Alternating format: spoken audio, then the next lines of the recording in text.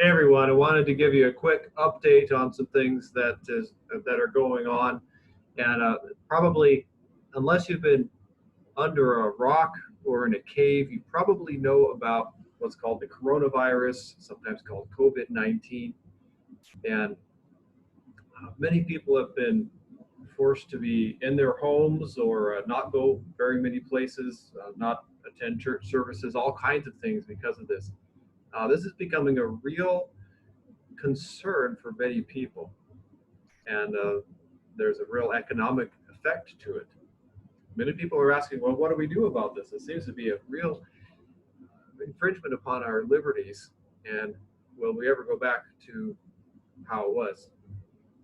Well, I wanted to introduce to you a new tool that you can use to educate yourselves and others about what's going on and what we can do about it. It's a special report of the New American for April 20th of this year called Coronavirus, Freedom is the Cure. Now, I kind of like the acronym CURE, cure. I would call it, if you want something to remember, is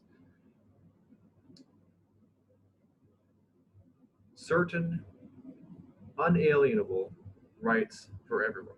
Certain unalienable rights for everyone. You know, the certain unalienable rights, well, that comes from the Declaration of Independence.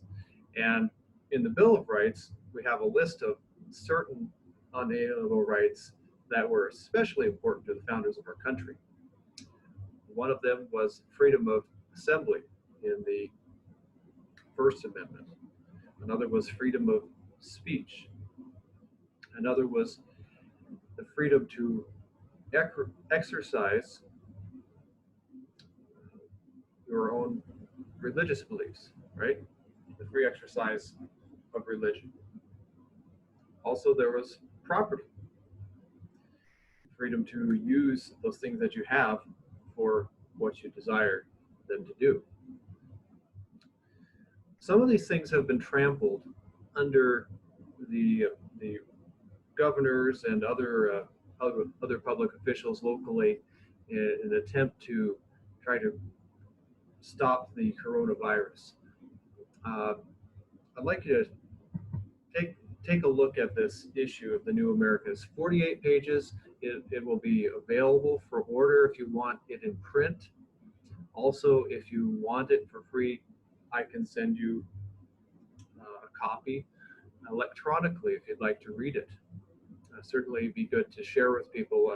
Many people might not want a print copy just because they think it's more sanitary to have something in electronic form for whatever reason.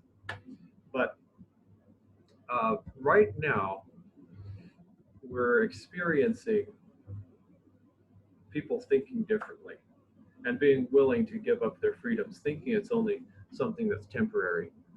But often it's not if people don't act soon enough to reverse that trend. It's very difficult to get back freedom once you've given it up. So give you just a little bit of highlights of what's in this issue and why you might want to get yourself a copy and share it with others. So the first article is Coronavirus Freedom is a kind of an overview. It says governments around the world are trying to stop the coronavirus by curbing the market and stopping the lives of hundreds of millions of people. They shouldn't. So makes the case for why it's unwise actually to do that. Now, the next article says your papers, please. Well, gives a little historical perspective, right? It says the West has been locked down and liberty destroyed in the name of fighting the current pestilence. Something that we should be kind of mindful of for those of us that value liberty. Number 17, page 17 of it goes a little deeper. It says, the viral assault on our rights, fear and panic have pushed individualistic Americans to practically beg government to take away their rights. Well, that's not a good thing, is it? How would we go back from that? Some people might like the part where it goes into the scientific aspect of COVID-19. There's two articles on that. First one's called SARS-CoV-2, What Does Science Tell Us? As the virus causing COVID-19 is a serious threat, but it appears less deadly than previously thought. And also another article is called Plagued by Bad Data. Experts are simply guessing at coronavirus death rates, and past pandemics were likely much worse, by William Jasper. So try to put things in a little bit of a perspective. Don't we need some of that? All right. Now we've got the last several articles, Fanning Wuhan virus hysteria, media's latest anti-Trump weapon. So this talks about how the fake news is using this scare on the coronavirus to, it says, push a totalitarian agenda that's making us more and more like communist China. Then you've got, so that was a little bit about what the media is doing. Then you've got, well, how does this affect our economy? Two articles on that. One by Alex Newman, Coronavirus Deep State Assault on Economic Freedom.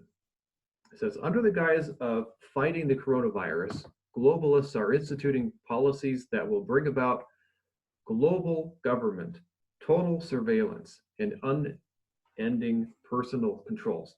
So what we see with this coronavirus is all of a sudden government saying, wow, this is a great opportunity to put in the agenda items that we've been wanting for years and years, a different atmosphere. And as the saying goes, never let the crisis go to waste.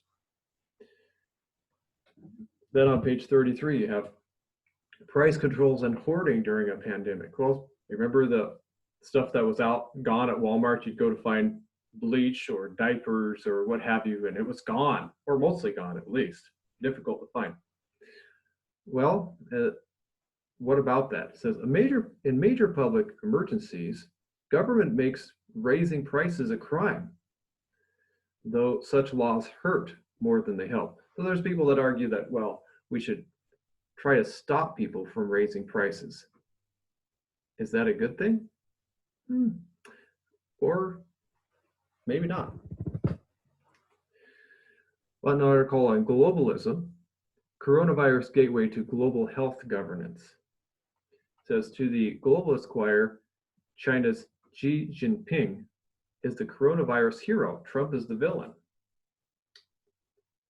And then the last, kind of ending it on a positive note, saying, coronavirus silver lining, Alex Newman, and that one points out that, well, you know, a lot of the schools are canceled, the public schools. Now all these parents are homeschooling their children. Some of them may come away from this thing thinking, you know, we ought to do this more. And so we'll get a new wave, hard to know how large, this next school year, of children that are educated at home by their parents, or maybe they go to private schools because the parents look at what the children are bringing home from the public schools for assignments and saying, I'm not sure if I really like that.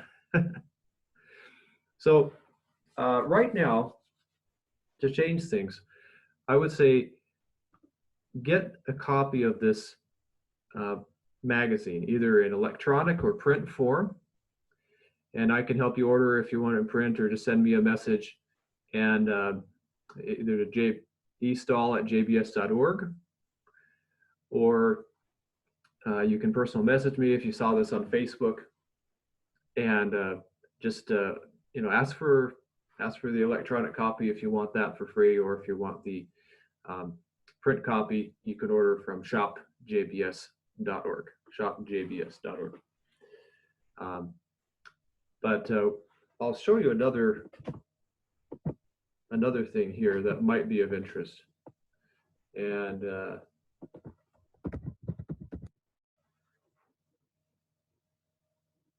okay.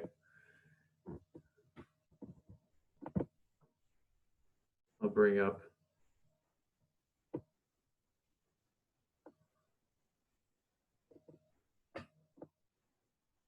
Okay, I should be able to see jbs.org. If you go to action projects, we actually have project, Countering COVID-19 Overreach. Now, we're not people that say, well, there's nothing to be concerned about with COVID-19, but what about the overreach, government overreach? There are plenty of resources on here. We're adding them all the time. A little overview, and then place where it says, there we go, learn more, tell others, take action, and things you can read for free, things that you can order, videos you could watch. There's all kinds of things there that can be very valuable. So you'll want to make use of this. I think what I'd like to do is help us form a committee of sorts that's for, at least in Montana, possibly in South Dakota, Wyoming, called, like I said before, Certain Unalienable Rights for Everyone.